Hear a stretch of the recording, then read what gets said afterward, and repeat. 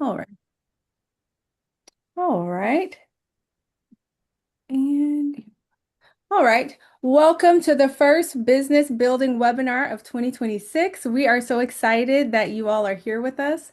Could not be happier to see your names popping up, and then to also have this wonderful conversation with the amazing panelists that we have before us. This is an open conversation, so feel free to drop your chats in the chat box, to questions in the Q&A or in the chat box. I'll be monitoring that. So as we start kind of going through these questions, feel free to, if there's some deviation you'd like, you can drop that in there. We really want to make sure that we're having a conversation that benefits all of us. I have the wonderful privilege of being on today with Miss Katie Provinciano, Miss Rosalind Prather, Miss Eugenia Sierro, and Mr. Tom Breedlove. Each of them come with their own skill set and points of interest and expertise. And so we're excited just to have this open conversation with each and every one of you. If you are new, to APNA or to this field, we'd like to give each of them just a minute or two to introduce themselves, so that you can kind of know where they're coming from. I'm going to start with the top of my screen and turn it over to Miss Katie, who can introduce herself, pop it down to Rosalind, Eugenia, and then Tom. Hey everyone, I'm so excited to be here today. It's always fun to talk about our industry and where it's at and our trials and tribulations and all the good things as well, because it's always a mix, right? I own Westside Nannies as well as Wilshire Agency. We're based in Los Angeles, but placed nationwide. And I've been doing this for over 20 years now. So it's been a long time and I've rode the roller coaster of the ups and downs over time. We're going to pass it. There you go. Hi, I'm Rosalind Prather, owner and founder of Trusting Connections Nanny Agency in Tucson, DFW, and Phoenix. This is an interesting topic for me because I recently also opened a licensed childcare facility, a drop-off play center, just because of what I felt was happening to our industry. So very happy to be here and excited to see what everyone has to share. And like Katie, I'm not as long as Katie, but let's say about 15 years, we've been in business. So again, definitely understand the ups and downs too. Hi, everybody. My name is Eugenia Sierro. I am located in Virginia, but we service DC, Virginia, and Maryland. My agency is District Sitter, and I've been in business since 2017. So I guess this would be my ninth year. I still feel like there's so many new things. I can't believe it's been 9 years, but I'm excited to share everything that I know with you guys. So feel free to ask any questions. Great. Hello, everybody. My name is Tom Breedlove, and I'm director of Home Pay, which does payroll and other compliance type work. And we've been doing it for about 33 years now. So we've got a long track record in the industry. And I've been around about 20 years, been a member of APNA 20 years, and recently joined the board. So I'm really excited to be here and spend the time with you guys. And my name is Erica Slade. I'll be your host and moderator today. I'm the owner of eNanny, Childcare Concierge Services here in Oklahoma, and I've been serving on the board for the past few years and serve as their vice president. So we're going to go ahead and kick off with our discussion with our first question. I'm going to shoot this over to Rosalind.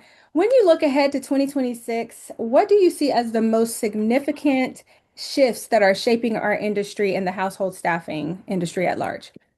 Well, I think we can't ignore AI, especially from a recruiting perspective. I think that adds challenges, but I think this is going to ultimately circle back to benefit the industry because I think clients that are searching for nannies on their own are going to get quickly frustrated with what they're seeing online versus what actually shows up at their door as a result of that technology. So I think that's huge.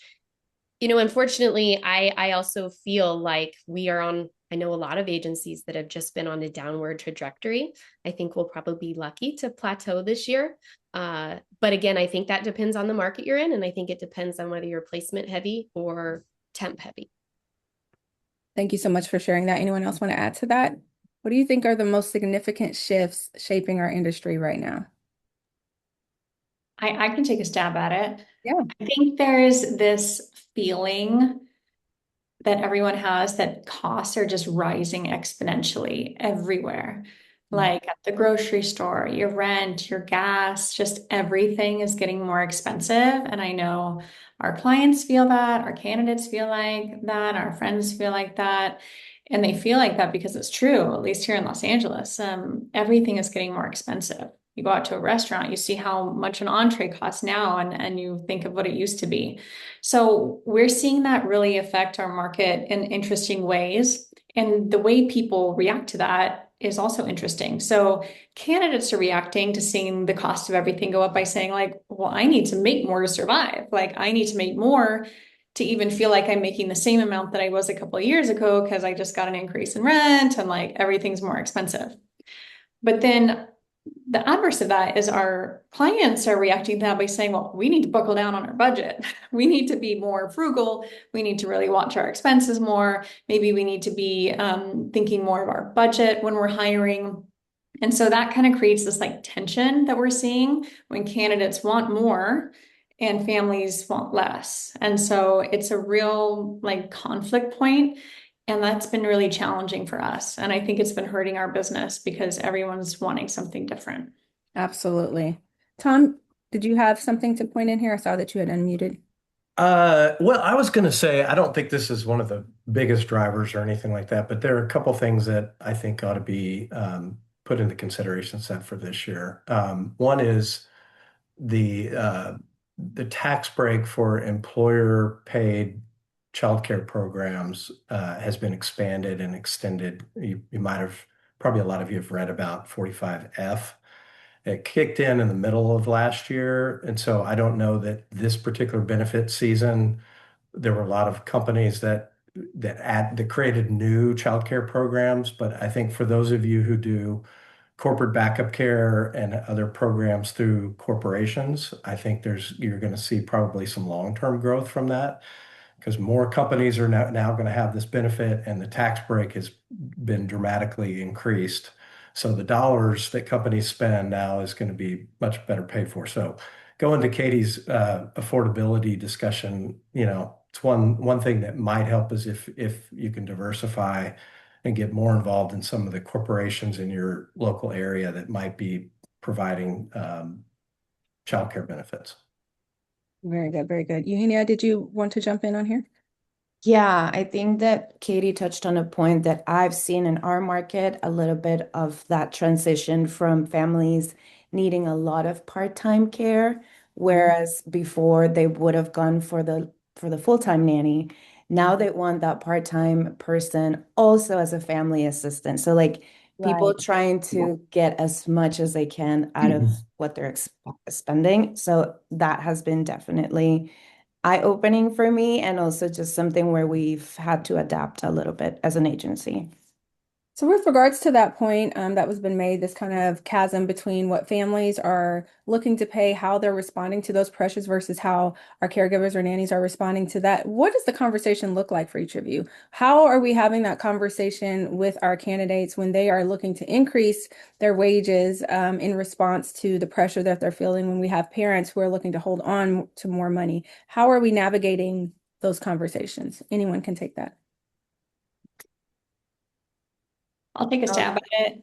We haven't been really successful in those conversations because I think that candidates feel like, I don't know what to tell you. This is what I need. And so we haven't seen a lot of movement even when we have that conversation. Maybe we need some coaching in how to do it. But I think what has helped is volume of caregivers. And there are a lot of caregivers looking for jobs right now. And so it's a bit of a supply and demand issue. And if we have a position open and for some caregivers the rate is not high enough, there will be others where it is. And Mhm. so those people will get jobs faster if they're willing to be more flexible. And maybe that means that people need to adjust their standard of living. Um, because at a point, kind of like the cost of goods sold, like a candidate can ask for anything that they want, but whether or not they can get it, that is how the market will justify it.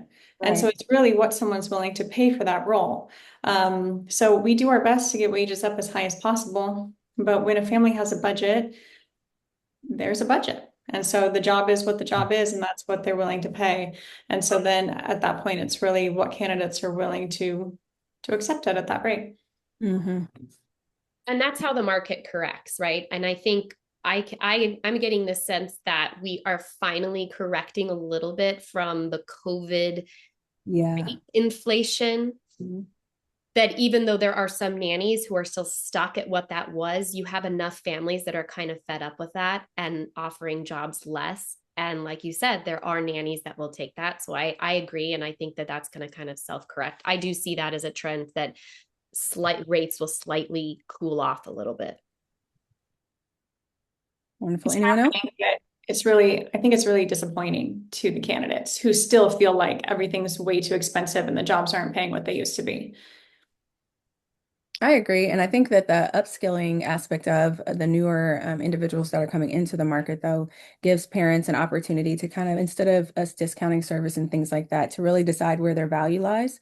Are you really stuck at this price point? And for that value, you're looking for these types of benefits in the home or this person to show up in this way? Or did you want still this whole superwoman? And are you placing a value that's commensurate to what she's willing to pay? And having that conversation about like really where the values lie. And you're finding that more families are willing to take a lesser experienced individual that aligns within their budget than maybe what they would have several years ago, just because it's a better alignment financially.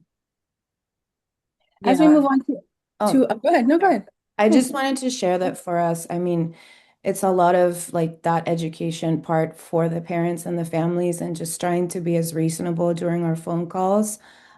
Just setting those expectations as much as we can and being as transparent and as honest as I can be with them, because you have to prioritize, like you said, like, do you want experience? Do you want this super nanny, or are you just really stuck on your budget? And we can really work with that. And also saying no to jobs that are just not going to get us the results that we need. Absolutely. Tom, I have a question for you. Are there any tax deductions that are available for families as it pertains to overtime? Oh yeah, that is actually a new development from last year. So caregiver, it's actually not for the family, but it's for the caregiver. If a caregiver is paid overtime, there won't be taxes on the premium portion of the overtime. So the half, when you think about time and a half, those that portion of the wages would not be taxable. So it can save, nannies some money, um, if it, if it comes into play for families that have a high hour case and it's going to be over 40 hours a week. We could certainly help them. One of the tricky parts is it all has to be documented on the W-2, so it does require you to pay legally and have everything on the up and up.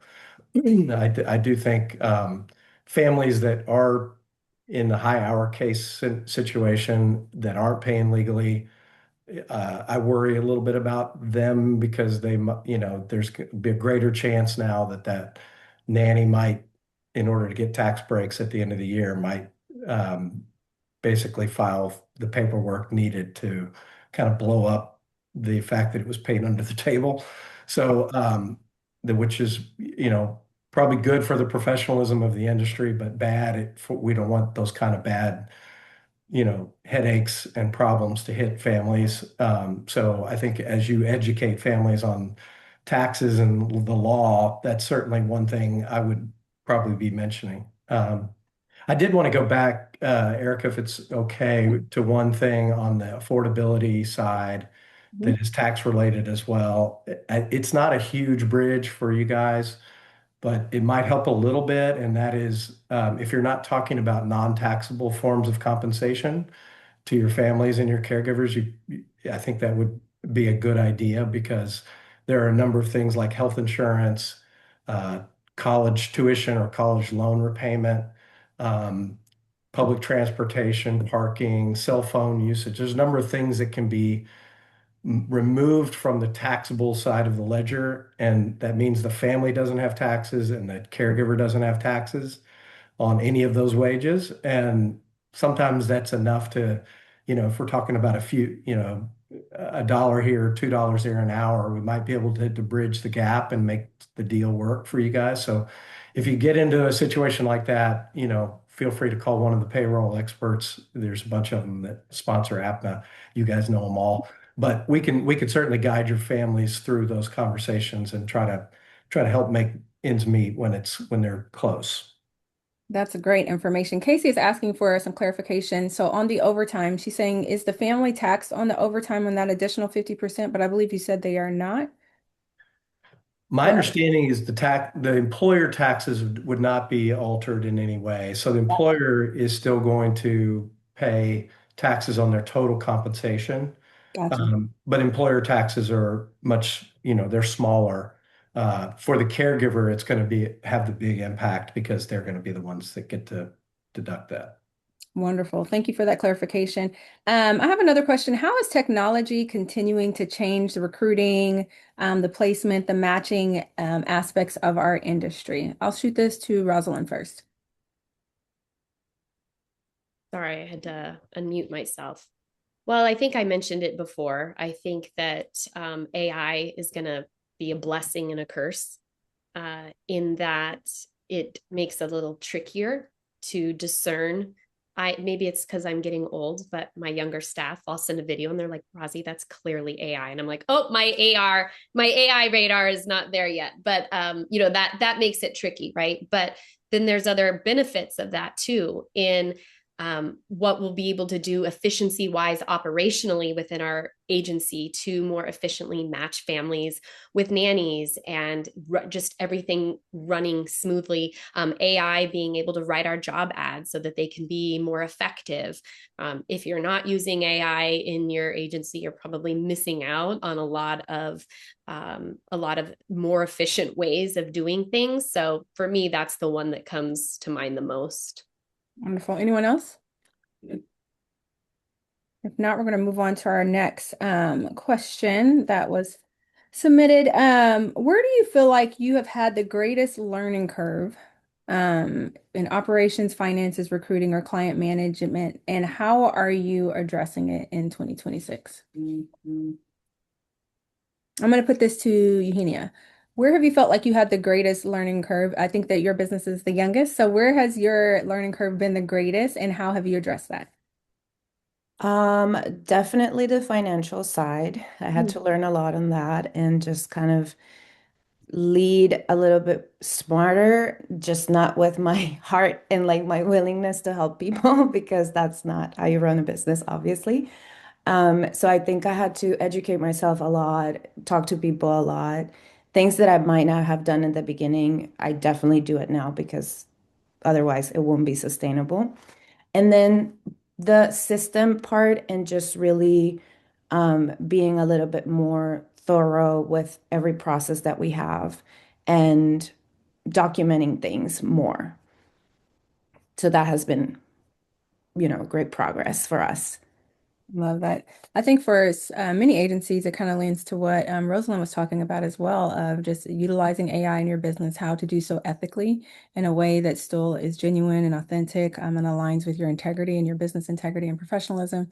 And so finding kind of that lane, I think it's been a little tricky for some people. I agree with Rosalind where I've seen things and I'm like, I think my AR meter is a little bit higher, but I just like that's ratchet. That doesn't look like that's real. Like, and how do we maintain that authenticity in our business and how do we maintain the genuineness and just the personality that really drew people to your business while utilizing AI for the benefits that it does truly offer. I feel like that's a balance, maybe a dance that we're all, navigating from day to day as new platforms and technologies still keep coming to play. That could be really, really beneficial to our lives. I have another question. How have the client expectations changed over the last year with regards to where they find value in what we're doing? Anyone?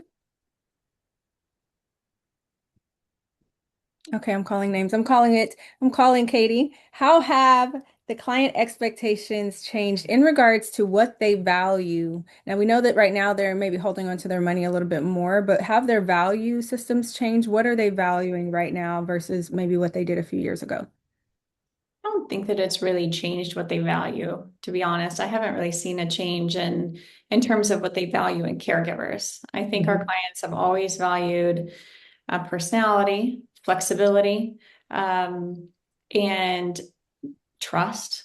I think that they really value integrity. I think that they really value people that want the job and are hungry, and are willing to kind of bring their best self to work. Our clients really value people that are more creative, who aren't going to use technology. So in this AI world, I think they really value caregivers who come back to basics and aren't going to be on their cell phone and aren't going to point their kids towards a screen, but are going to be more creative in how they utilize their time. And we're seeing a huge drive for people that can do multiple things in their role, who are multifaceted and can multitask, and who are flexible in terms of their mindset and what they're willing to approach. We're seeing more of a push, not really towards housekeeping, but really towards family assistant work and taking on more of that house manager responsibilities within the role of a nanny. So that is something that we've seen as highly desirable for families as they continue to lead really busy lives. Mm. So how do we navigate those conversations then with candidates who are kind of like Miss Doubtfire, right? In the movie, I don't do this, I don't do this, I don't do this, I only do this. How are we navigating that conversation, especially when there was so much education, 10 years ago, like don't be taken advantage of. You're the nanny, you just do childcare. How are we building these conversations around the expanded roles that we're seeing right now? I can take that a little bit. I think in our interviews, that's one of the questions. Like, what are you willing to do besides the childcare part? And then Hmm. also, and we kind of address it from there and see their actual willingness to help or not.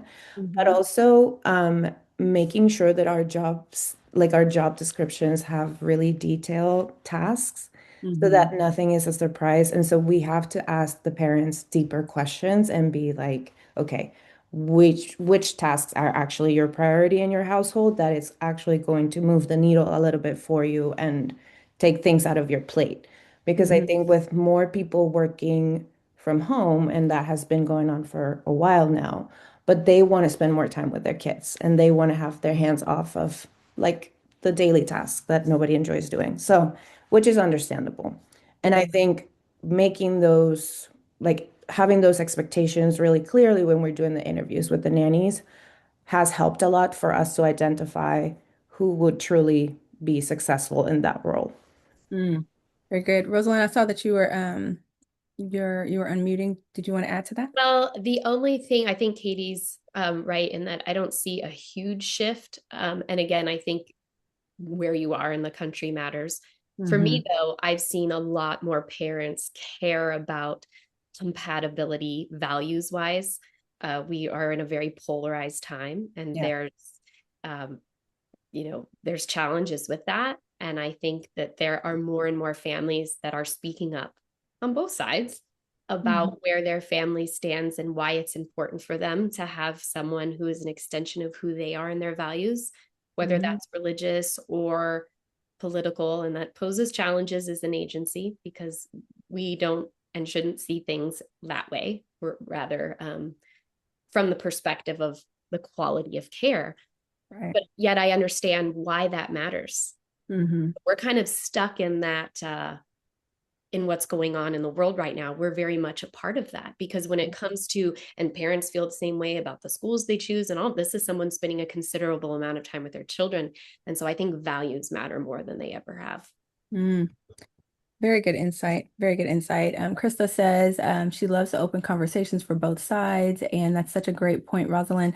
I'm curious how you and others navigate that conversation tactfully. So when clients are really pressing to find out what the values are of that nanny, how are we navigating that? Um, are we the middleman in that conversation, or are we encouraging them to have that conversation amongst themselves, those who cannot be sued? How are we navigating, this little dance between this value alignment? We're in LA, so it's a political town. It kind of like DC in a different way, Yeah. but we get requests all the time for us to find candidates of certain political parties. Wow. And we tell them, much like if someone asks for a certain age or a certain whatever, we say we cannot screen based on political preferences. But it doesn't stop people from asking. And what we told them is we can share your family's values because we want to find someone that's aligned with you too. So we do put it in our job descriptions if a family has shared that with us. And we're not going to say this family is X political party and is looking for the same. We don't do it that way, but we will share a little bit about their personal philosophies, what's important to the family. And we'll do that as best we can in our job descriptions with the goal of it appealing to a person who has similar philosophies. So we've been very successful in doing that because we want great matches too for the candidates as well as our clients. And so it's nice to share the similar philosophies that of your employer. It creates a great match. So we do our best. Love it. Anyone else? Go ahead. Yeah, I will speak on that because that is obviously a hot topic and something that I struggle with, honestly, in my daily life because I do live in like the DC area and it's impossible to get away from politics. But I think I welcome the conversation with the parents. I let them speak on those things as much as they want to share because that will give me that insight just of like, how can I connect you to somebody that would not clash with you, and your kids. And encourage them because I've had certain situations where I do have to tell the parents that that would be a conversation that they should have during the interviews because it's something very particular that I can't ask them. Right. So as long as it doesn't interfere also with my morals and it doesn't turn into something that I cannot stand for, I would definitely just encourage that communication between the both of them. Absolutely. Don't want to cut anyone off. What are the biggest challenges that you see right now in recruiting and retaining high quality candidates? And how do those different from like, are they any different than the challenges we've had in the years past?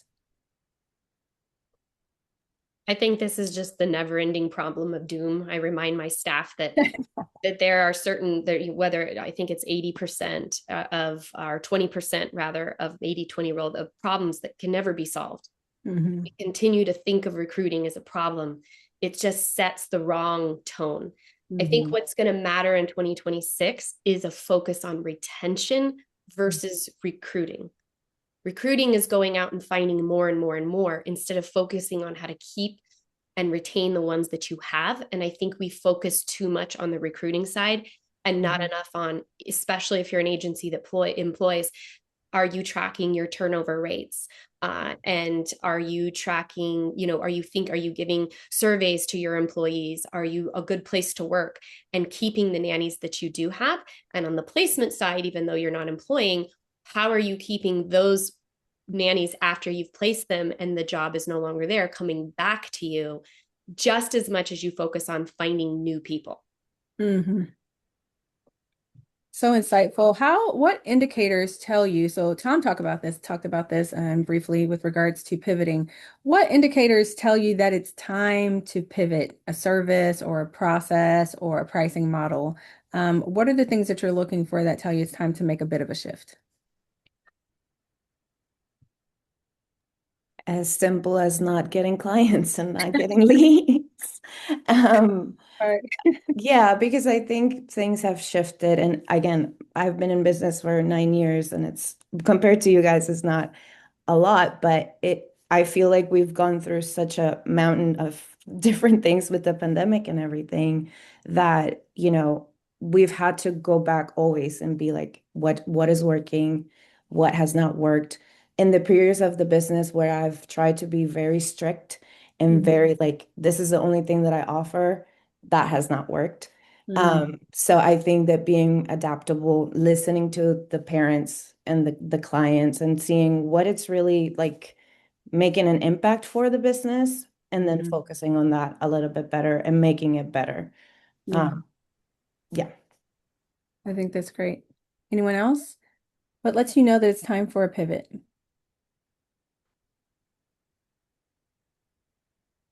No one? I would say, when is the last time you looked at your website? When is the last time you visited your SOP? If you find yourself ever saying or approaching life with well, this is how we've always done it.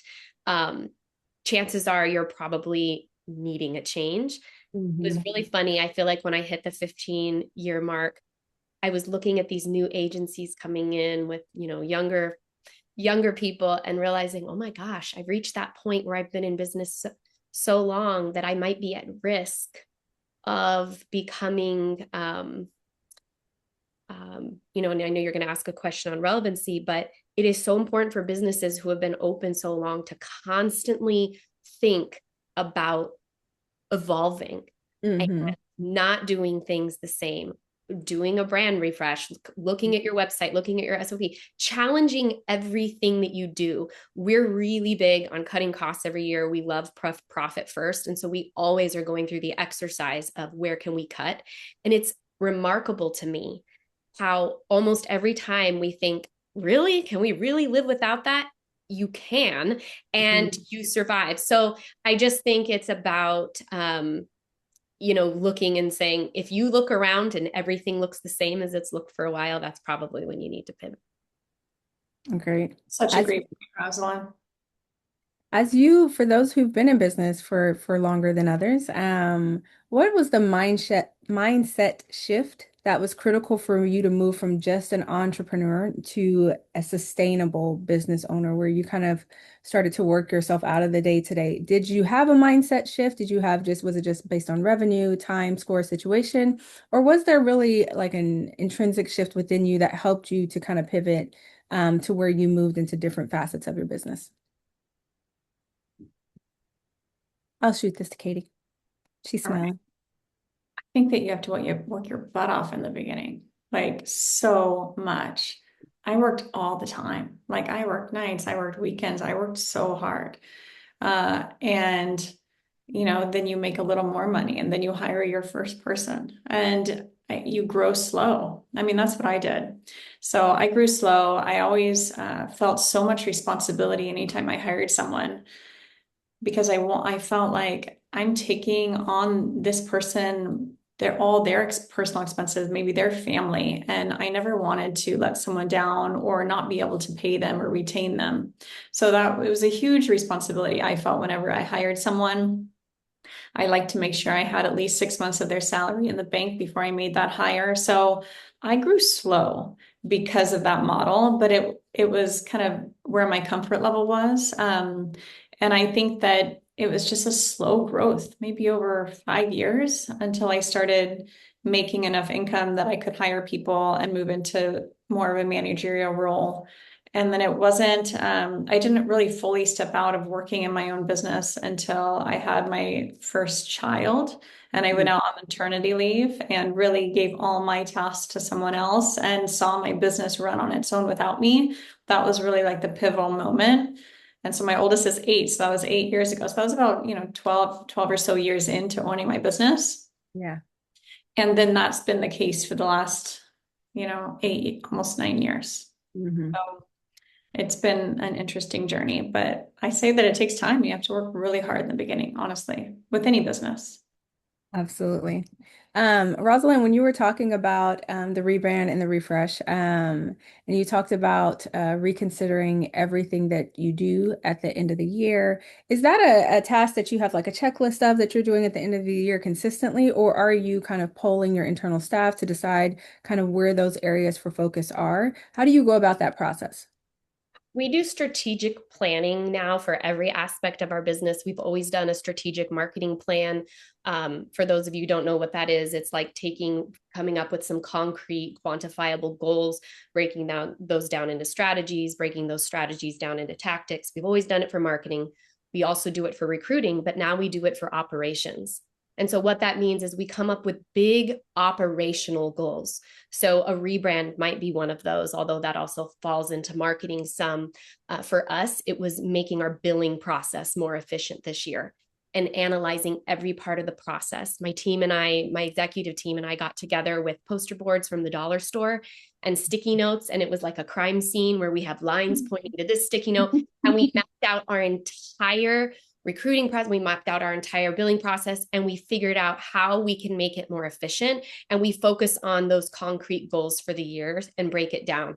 So it's just part of our culture. We always say, if you're not open to change, you're never going to be a good fit for our team because we love change and we are constantly evolving. And so we've just made it a part of our culture and something we talk about and something that's on our radar all the time.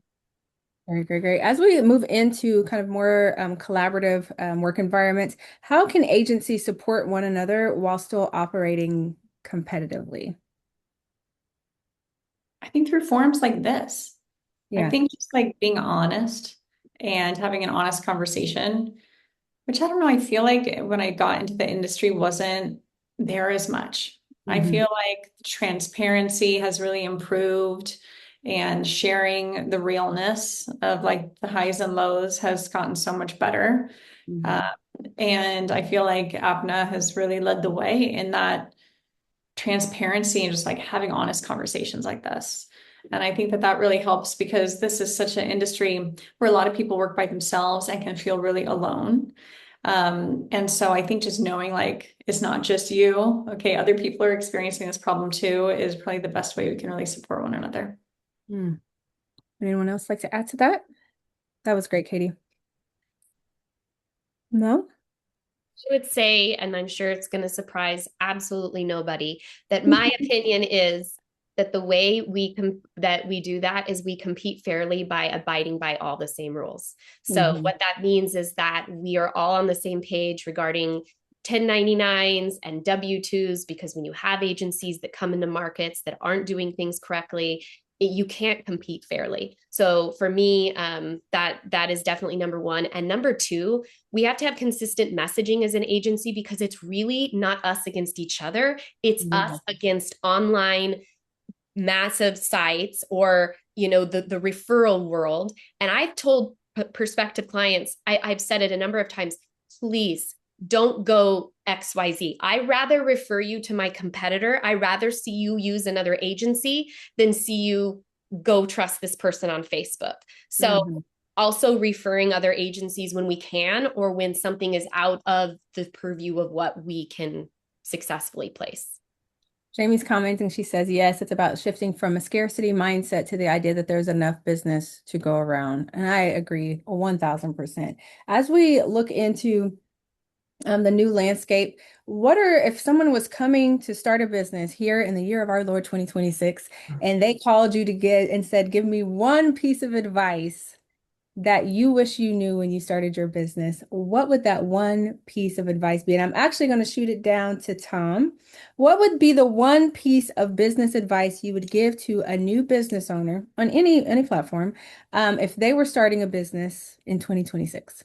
Oh gosh. I think, what Katie was describing earlier about her, excuse me, her disciplined approach to growth, really learning every single part of the job and the business from the ground up so that as you scale, you know exactly what's involved in that and you know how to teach and you know how to manage that. Growing too fast, growing haphazardly to me is the problem most businesses have. They get kind of over their skis and they grow too fast, and then the foundation's not right. And I think what Katie said is actually a brilliant kind of 101 to me for starting a business in terms of building the foundation from the ground up. It's hard work. It'd be easier to hire someone to go run all the marketing and all the accounting and all the ops and all that stuff. That would save you time and weekends and sweat, but at the end of the day, the business is going to be more sustainable and be more successful long term if you do it the right way, the disciplined way. So that'd probably be my advice. Great advice. I'm moving up to Eugenia, sorry. What would be your piece of advice, 9 years in the game, to someone who is starting a business in 2026? I would say making connections, asking questions, reaching out to people because I didn't do that at the beginning.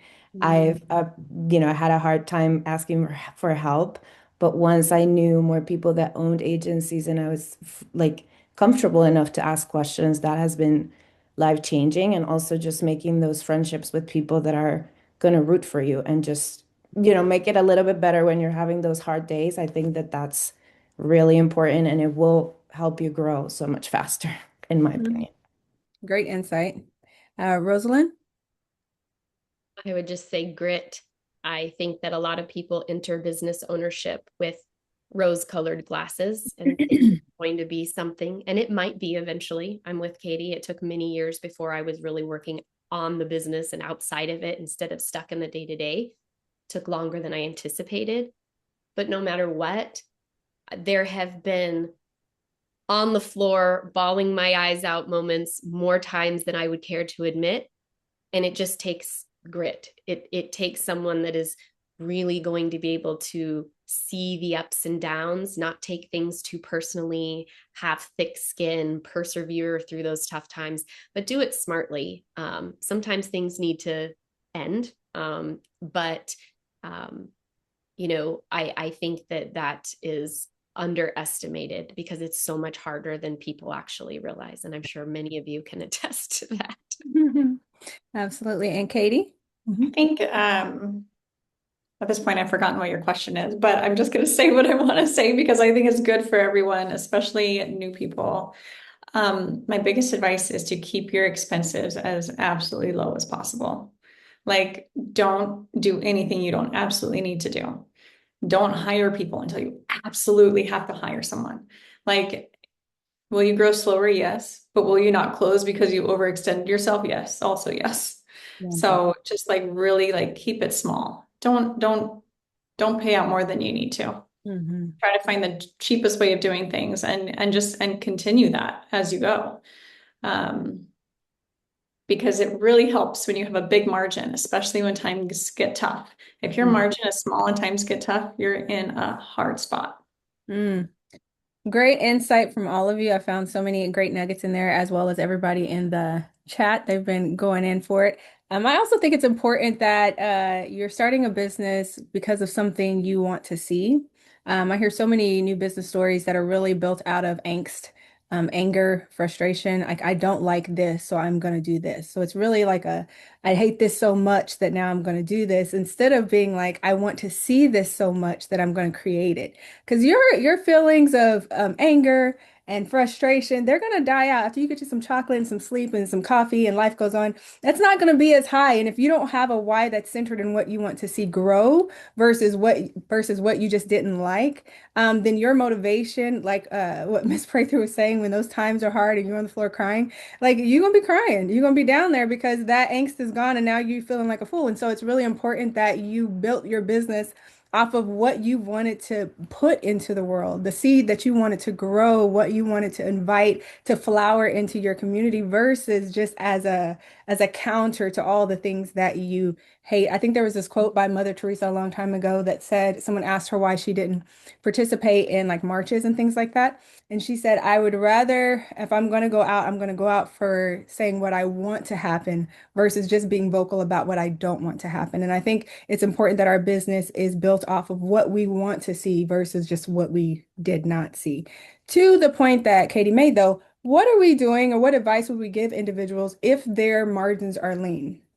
So they're coming into the top of the year and it's really tight. They're not getting as many clients. It's a drier season for them, proverbially. How are we advising them? What things should you do? Are you laying off people? Are you cutting back things? How do we survive through the leaner times? And what happens if that's not just 2 months or 3 months? What if it's 6 months? How are we advising people through that? Because maybe newer businesses, this may be the first time that they've experienced that. But for those of you who are more experienced, you've had leaner times as well as greater times. And so, how did you survive those leaner seasons of your business? I do it just like my personal life. Hmm. Like you look at your budget, you put every single expense on there, and you cut out everything you don't absolutely need, like everything. Like if you were having a hard time personally, financially, right? And I've coached some friends on this who are feeling like everything's tight. And we look at their budget and you just take out everything. You take like a knife to it. You're like, you don't need to eat out anymore. You don't need cable. You don't need this. You don't, I mean, just cut out like everything. And then you start and you get down to the absolute essentials. And then you have the ability to add things back if you are able to. But that's really what you do. Hmm. Hmm. It's hard. It is hard, right? It is It's hard. not fun. It's not a fun thing to have to do. I think that's so important. Go ahead. Go There ahead. are also some really important KPIs that you should be tracking on a regular basis for agencies that are very temp heavy, especially those that employ your cost of goods sold and constantly monitoring that number because it's the biggest expense. So, we can look at our dues and subscriptions, right, and put in a little dent, but I like looking at the biggest expense first, which for me is my payroll, and understanding what a healthy percentage of payroll to revenue looks like and constantly tracking that KPI because it's also how you can identify some flaws in the system. Like back in the day when our grandparents or parents balanced a checkbook and chased after the one penny. Well, it's because that one penny actually could have been $100. And that's exactly what I found when we look at our KPIs is those numbers are like they're our vital signs, like our blood pressure. And when I dig deeper, I find something. So Mhm. really important that those numbers are tracked either as an owner or as a staff um, on a regular basis. Oh, that's so great. I think it's really important. I don't think that to what Miss Sierra was talking about, that in the beginning of business, many of us were not tracking those numbers. Finance felt like a very, very big mountain that was hard to climb. But a lot of these things have indicators leading up to it. It's not a surprise. Kristen is saying you spoke about getting yourself out of the day-to-day. Could you talk a little bit more about how you were finally able to do that? I'm not a micromanager. Hmm. I am a control freak, but I not with my team. I've learned how to trust them, and that has made all the difference in the world. Now, not all people are worthy of that trust. And so it took a lot to build a team, but my team is so incredible that I could leave for 2 months and my agency, I had no doubt they would take really good care of it. And so there's like that gap that you have to bridge where you let go and you build and you hire people that are good at the things that you aren't good at and you place a lot of trust in them. My scheduling manager the other day, I love they because I'm a hands-off boss, I've really watched them flourish. I've watched them do things that they haven't done before. Like she designed something and I was like, "Oh my gosh, you could design things, right?" So it is all about the team. It's about building the team. You can't get out until you do that and leadership. Mm.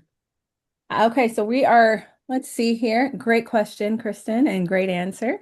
We're at 12 minutes out. I want to end with, as we look, on the landscape of 2026, what are you most optimistic about? What opportunities make you the most excited? And what breeds optimism in you as you look forward into this year? I'll start with Tom. What are you most optimistic about in 2026? Um, I think Rosalind said something at the beginning that kind of changed my answer. I I think that the world getting crazy and getting going AI and being kind of we'll call it a deep fake world where nobody really knows right from wrong and up from down. I think that maybe that's a sign that the APNA agencies who are doing it right and really watching over the product, it becomes a badge of trust and that actually propels us back to pre-COVID days because I think that there's just going to be a premium, I think, on real and something that we can all believe in. And so I wasn't going to say that earlier, but I think Rosalind kind of changed my mind. I think this could be a really good time for agencies in the next few years because of that. Well, let's Mhm. hope. I might get a shirt with that, Tom, a premium on real. I'm here for that. So I'll give you credit. Eugenia, what about you? 2026, you're looking forward. What are you most optimistic about?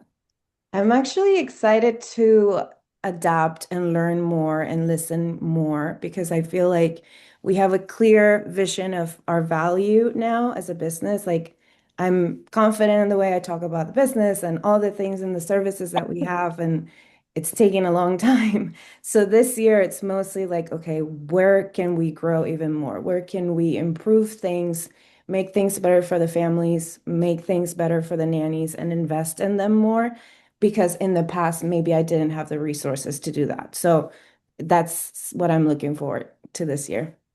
Yes, ma'am. Yes, ma'am. Rosalind, what are you looking forward to in 2026? What makes you excited or optimistic?